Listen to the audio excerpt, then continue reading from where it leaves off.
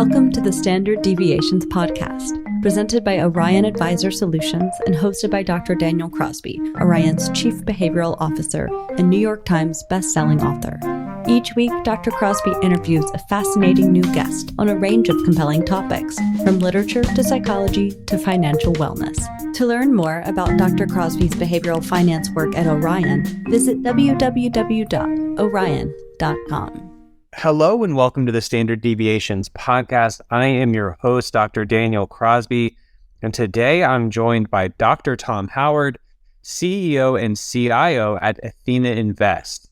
In an industry full of yes people and wannabes and posers, he is a true iconoclast and a bold thinker, and one of my favorite behavioral thinkers around.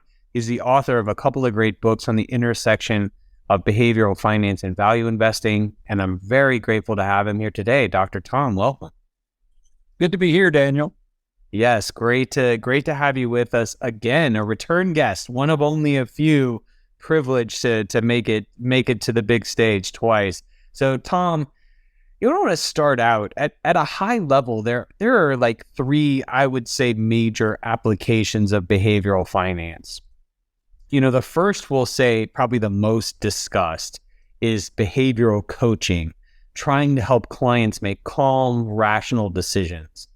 The second one I'm going to call financial wellness, sort of financial holism. This is understanding the role of money in creating a life worth living, happiness and money, you know, the study of what is enough, these sorts of considerations.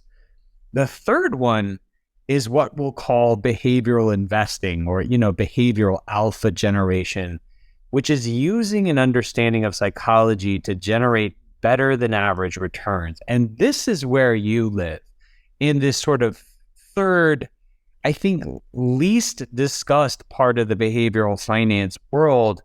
Why is it that behavioral investing gets so little love, Tom?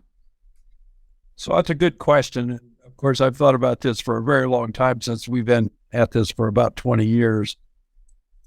First two you talked about was the coaching and then understanding of financial wellness. And the advantage of those two approaches is people may initially not believe in psychology and having to go through counseling and so forth. But once they go through it, the results are generally pretty positive and very consistent. So they see the benefits of going through that. And advisors in particular are, as you well know, are moving much more in that direction, try to be a behavioral coach for their clients. In fact, many people believe in it. I'm in that camp that that's the most important thing an advisor can do. In the case of investing, there's a couple of things that go on with people. Number one, if you've got money invested, you tend to keep track of the news. You are aware of what's going on in the world. And it's only natural for you to think, well, let's take that information and make our investment decisions. In the case of behavioral investing, we don't do that. My background is very much big data research. My academic background revolved around that, and so is my investment management revolved around that. The reason being is we're looking at what we call behavioral price opportunities. And to identify those, you have to do pretty careful research, big data research, as long a database as you can get, over as many different observations as you can have. To identify those that are measurable, I've got to have some sort of objective measure of that behavioral price opportunity, and have it be persistent. The only way I can show that is if I do research over an extended period of time. So I developed that strategy based on that particular idea. Now, for me, I'm very much a researcher. For 40 years, I've been immersed in large data sets, doing the kind of big data research that academics do, and now I do as an investment manager. So I identify. So, for example, my pure portfolio, which is an individual stock portfolio that I managed for 20 years, I've got 5 criteria that I've identified in selecting stocks. And a couple of things about those criteria, and explains why people have a hard time often with the behavioral investing. They are often contrarian. I'm taking advantage of something that the typical investor doesn't like.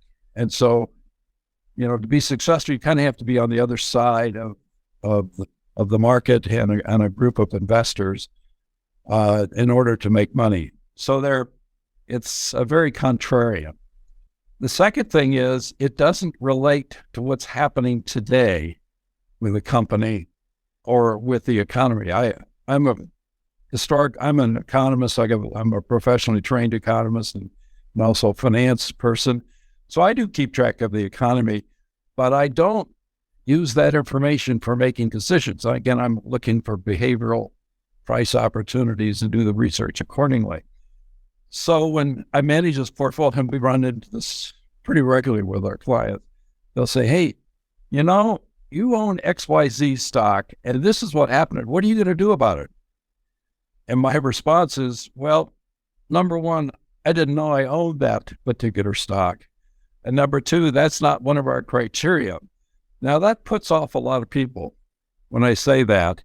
And the reason I don't know the names is all the research I've done, I've never seen the name of the stock make a difference in putting together a portfolio the way we do. Of course, the most typical way of managing portfolios is to do a lot of analysis, gather a lot of information about companies, and then put that information together in a framework and make a decision so you know that company thoroughly.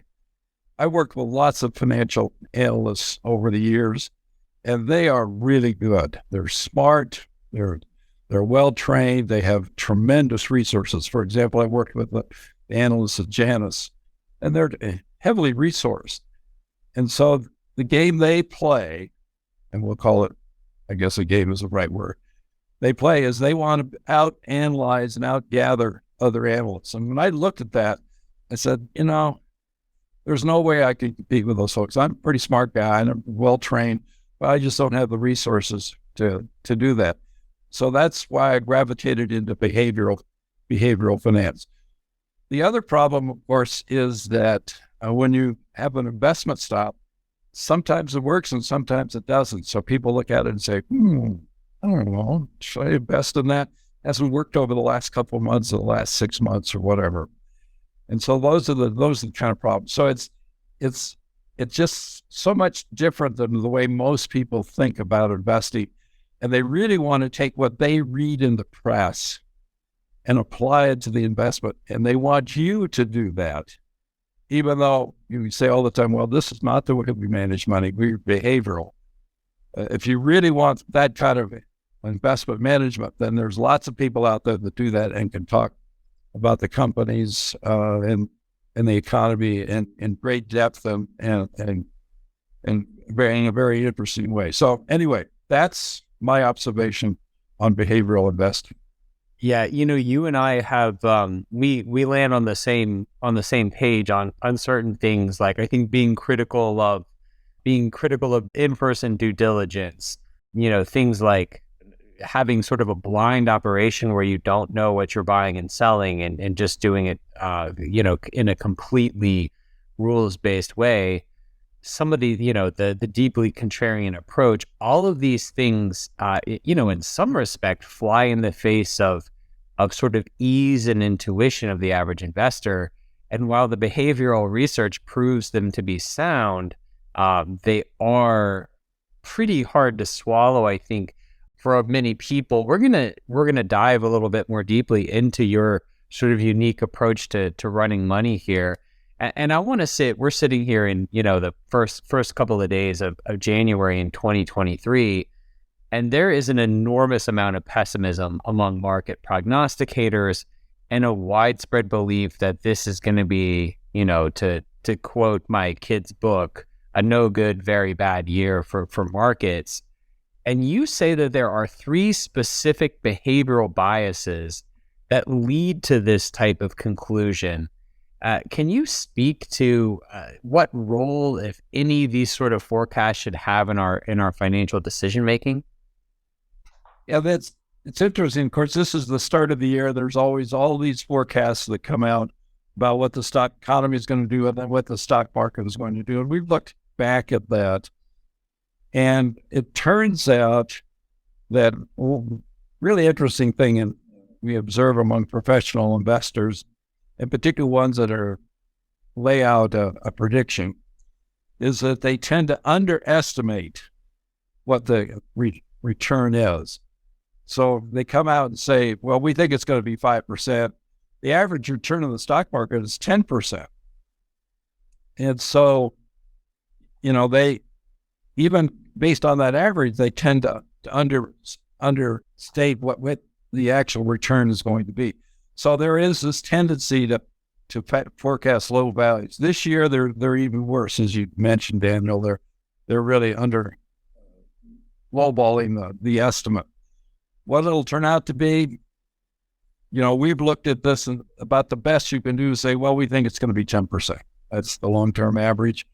Probably on a mean squared error forecasting basis, that's probably as good a forecast as you can do.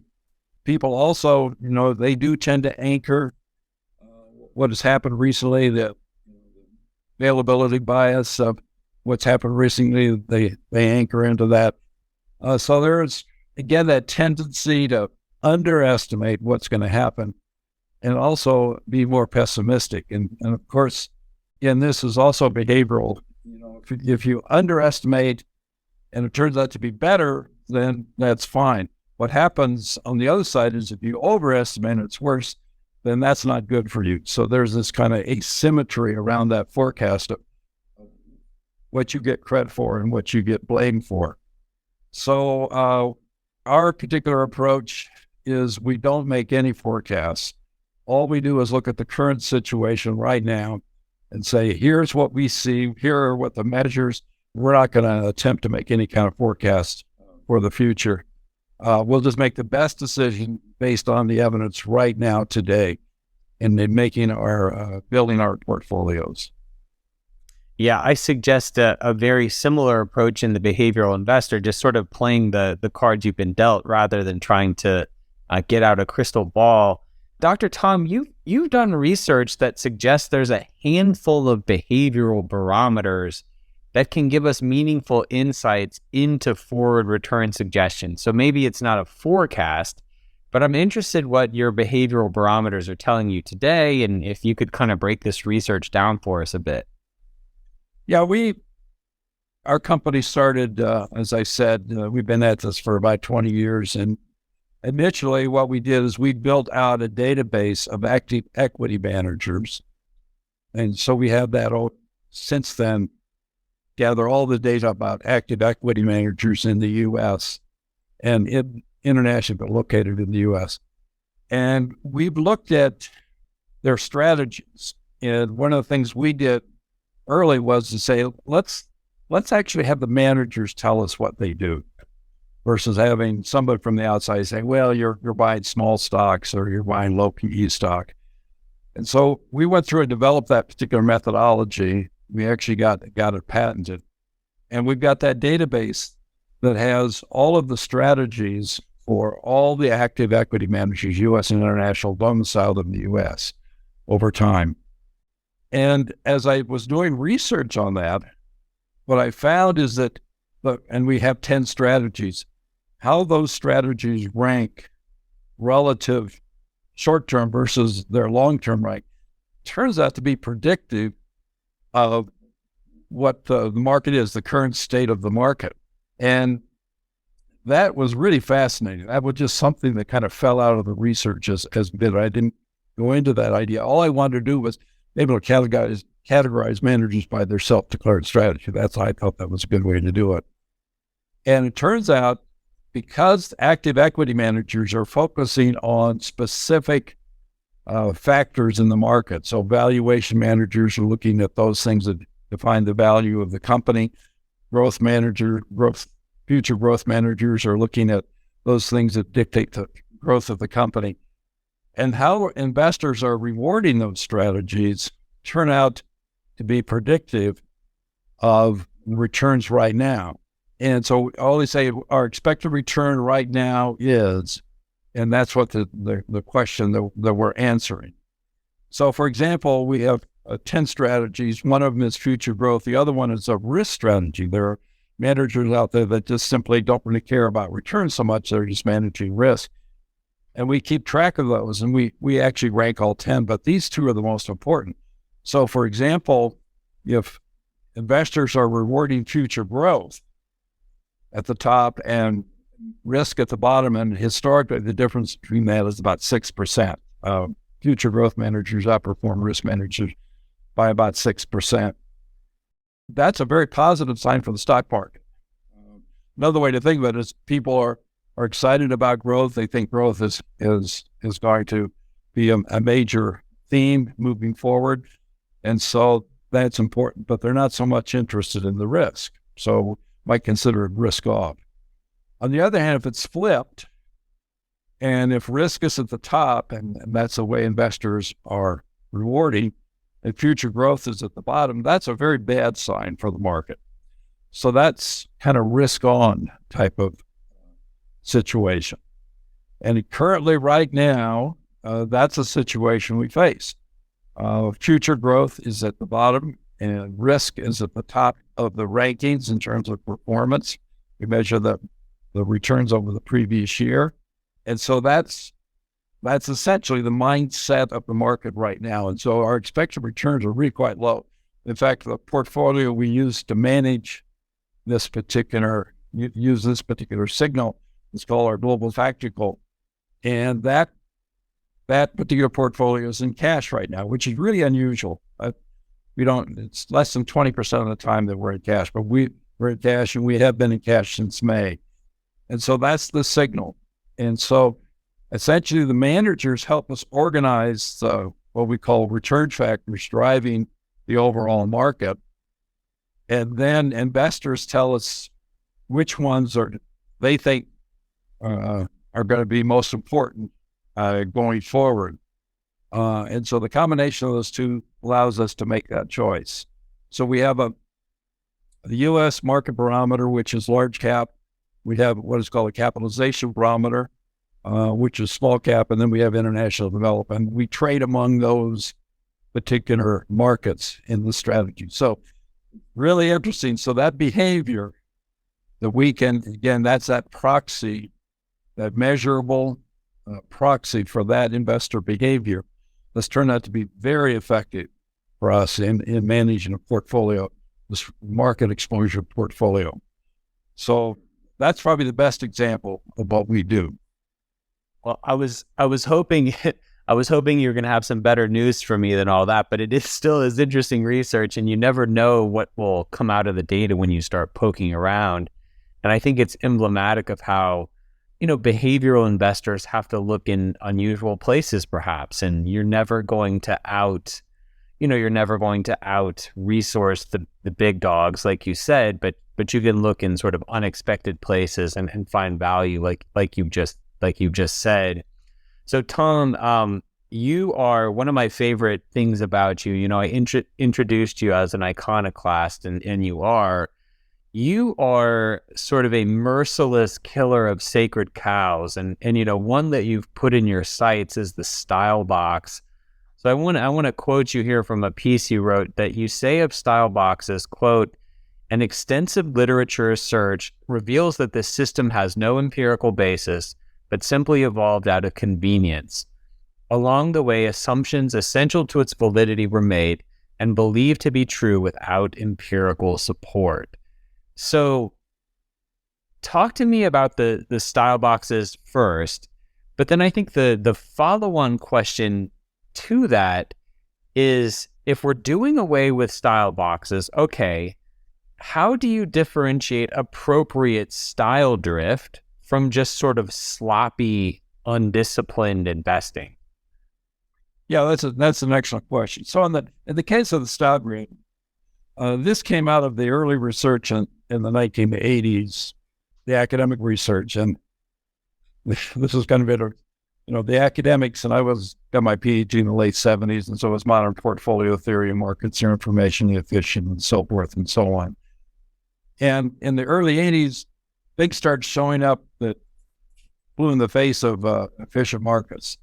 small cap stocks outperform large cap stocks, and then low PE stocks outperform high PE stocks. And so those were two of what they refer to as anomalies. I think that's anomalies. There's so many anomalies now. At some point you got to say, well, markets aren't information efficient. That's for another story. And so they subsumed that. And it's interesting. I did a lot of research figuring out where the style grid came from. And again, that quote, and I had a student come in and do research all summer, talking to people and gathering articles, and we couldn't find anything. Before I said anything, I wanted to make sure there really wasn't any research out there, and there isn't. And so I never did hear how the style grids started, but I did learn from the Russell folks that Bill Sharp was in like 83, 84, we're working with him. There was going to be so many mutual funds.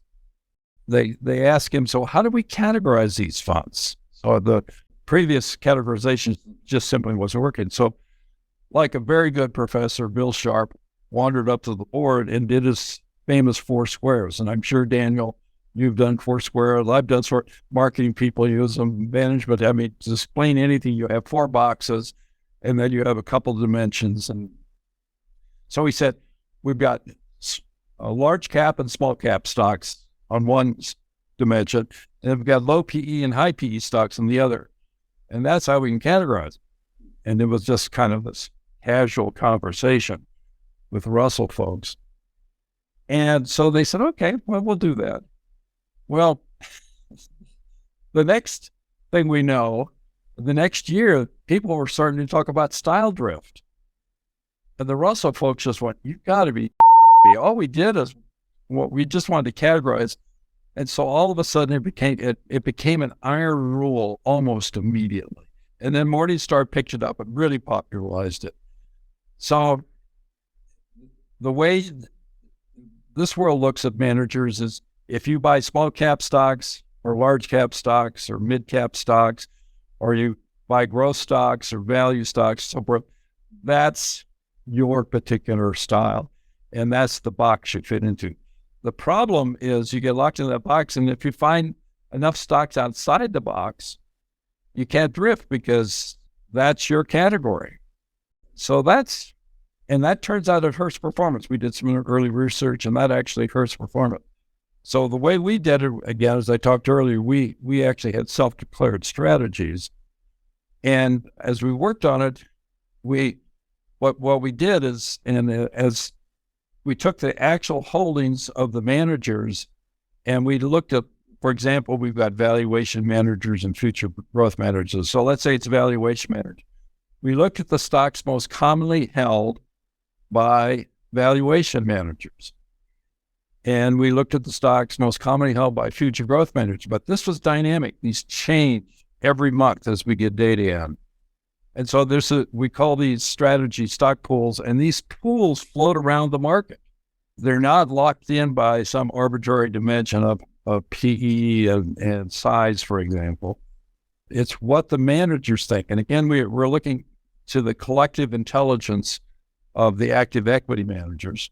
And it turned out, and this again was not one of these surprises, Daniel, as I did the research. Turns out that if a manager buys its own strategy stocks, and there's hundreds of those. So a manager, you can have a manager that's a future growth manager that buys own strategy stocks, and the stocks you look at between the two managers, and they're really can be completely different, but they're still in those stock pools. And as those stock pools move around the universe, then the manager follows those around. And we call that consistency, strategy consistency. And that turns out to be predictive of future performance. In fact, we just wrote a paper with another academic on this, that this is a pretty strong predictor of future performance. So if you consistently buy your own strategy stocks, in other words, you're really relying on the collective intelligence of your fellow strategy managers, and then you put your final piece on it, on which of those hundreds of stocks that you invest in. And that's consistency does predict. So style drift actually predicts good performance. So it's better to style drift. In other words, move out of your box, but it's better to stay in your strategy stock pools as we've identified them. And that was really an interesting result that we found as we did our early research on this. So it's strategy consistency. The manager buying own strategy stocks and then applying their unique methodology to it and making the investment decision. Yeah, so you're not arguing for a completely Wild West approach here. You're advocating for methodological consistency, just saying that like the style boxes as currently constituted are perhaps sort of a false choice or sort of unnecessarily constraining. But you're not saying, hey, just go nuts and, do whatever feels good at the moment. Yeah, exactly. Yeah. So, Tom, I gotta challenge you here. I gotta be a hard-hitting reporter here. Here's my Barbara Walters question. In papers published in the CFA Institute blog, you've called for an active management renaissance and said that the death of active equity management was greatly exaggerated. Yet the trend towards passive continues unabated. In the most recent data I could find showed that flows over the last year were negative 345 billion into passive and negative 202 billion. So, a $500 billion delta between passive and active flows. What will it take for this active renaissance to be recognized? And do you believe that certain market conditions lend themselves more favorably to active versus passive management? Since writing those articles a few years ago, I've done some research that comes up with something called an active equity opportunity, or AEO, active equity opportunity. So not every market environment is favorable to active management. In fact, about half the time it's pretty much unfavorable to active management. And what AEO measures is what I call the frothiness of investors buying and selling. And it's measured by cross-sectional standard deviation of stocks and then intertemporal standard deviation. And when those measures are high, particularly the cross-sectional, in other words, the returns in any one period of time, we use a month, vary widely. So you've got some with really high positive returns, some with really large negative returns. So the wider that is, that makes it easier as an active manager to be able to identify those stocks. When those collapse, in other words, all the returns are about the same across the stocks, it's really hard to come up with the stocks that are going to outperform. And if they do outperform, they don't outperform by very much. And so, for example, the year that happened was 2017. Market volatility dropped to all-time lows in 2017. So that was not a good year for active management. On the contrary, today is a very attractive period for active management.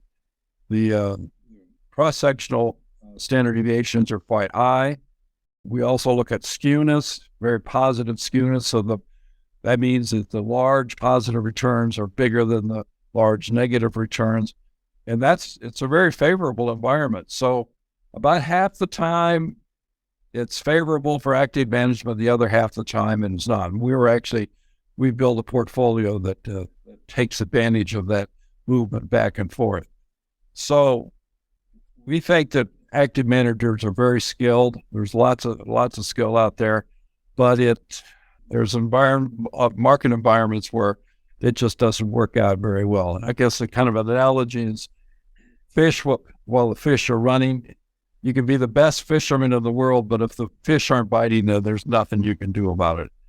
And that's kind of what we say when AEO is very low. Today, this is some good news for you, Daniel, compared to back when cash is that this is a really good stock picking market right now.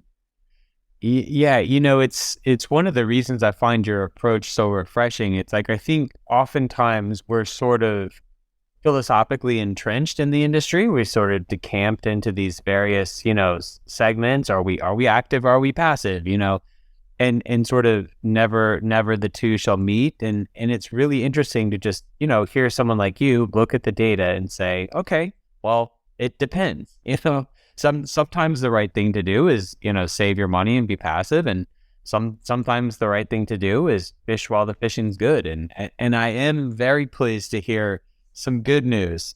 Some good news going into 2023.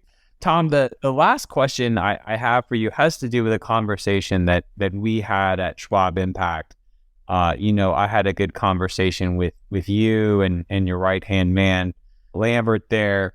And we talked about, one of the biggest knocks against active management historically has been that even where there have been periods of outperformance, the outperformance has seldom been stable and it's been shown to have low persistence. But you suggest once again that again, behavior, the whole theme of this podcast, is the key to persistent alpha. And you think that there's the possibility for more active alpha persistence than is perhaps previously thought possible. Can you tell us about some of your research there? Yeah, again, this was another surprise. I just one surprise after another as I poke around in the data. But persistence, as I talked about with active equity opportunity, active managers do well for a period of time and then they have much tougher time. It turns out that the more persistent your performance, in other words, ranking in the top quartile of all managers, is predictive of future performance. In other words, the more persistent you are, and again, it's not high returns or low returns, but in that top quartile of performance among all managers. So all the managers you could go down during a period when AEO was low, but you're still one of the best among those. And the more persistent you are, that is actually predictive of future performance. And so we look at this as some indication of skill. You're able to make the adjustments necessary so that you can be in that top quartile very regularly. Of course, every manager loves to be able to do that. Not very many do. We found that about 15% of the managers are able to be up in that high persistence area, and the rest are not. Another problem that I didn't mention earlier is that what you're rewarded by assets under management. So if you have a good record, then you tend to attract assets. People put money in, they chase performance. You then get big, and if you're really successful, then a whole bunch of money comes in, and the strategy that you're pursuing may not work with that much money.